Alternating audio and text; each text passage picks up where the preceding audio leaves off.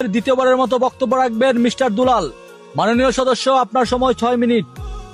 ধন্যবাদ মাননীয় স্পিকার। মাননীয় স্পিকার, আজ আমি দেশের কিছু গুরুত্বপূর্ণ বিষয় তুলে ধরতে চাই, যে বিষয়গুলোকে অবহেলার খাদে ফেলার কারণে দেশের খেটে খাওয়া মানুষরা আজ দুঃখের সাগরে বসবাস করছে। মাননীয় স্পিকার, আজ আমি দাঁড়িয়েছি এমন একদল মানুষের হয়ে কথা বলতে, যাদেরকে আমরা ভালোবেসে ডাকি রেমিটেন্স যোদ্ধা, কিন্তু পর্দার আড়ালে তাদের পরিচয় কি জানেন? তারা হলো এই রাষ্ট্রের সবচেয়ে বড় অবহেলার শিকার। মাননীয় স্পিকার, আমি আমাদের দেশের সেই প্রবাসী ভাই বোনদের কথা বলতেছি। আমরা যখন এসি রুমে বসে দেশের অর্থনৈতিক জিডিপি নিয়ে বড় বড় গল্প করি, তখন মালয়েশিয়ার পাম বাগানে মধ্যপ্রাচ্যের উত্তপ্ত গরমে রক্ত পানি করে দেশের জন্য খেটে যাচ্ছেন তারা। মাননীয় স্পিকার, তাদের অতিরিক্ত এবং অক্লান্ত পরিশ্রমের ফলেই ঘুরে আমাদের দেশের অর্থনীতির চাকা। তারা ভালো থাকলে দেশ ভালো থাকে, কিন্তু দেশ তাদেরকে কি দিচ্ছে? এই দেশে রেমিটেন্স পাঠিয়ে তারা কি উপকার পাচ্ছে? আজ তারা বৈধ পথে অর্থাৎ ব্যাংকে টাকা পাঠাতে গেলেও ভয় পায়। নিজের টাকা নিজে তুলতে গেলে ব্যাংক কর্মকর্তারা কত তালবাহানা দেখায়। ঘন্টার পর ঘন্টা লাইনে দাঁড়িয়ে থেকে টাকা পায় না মাননীয় স্পিকার।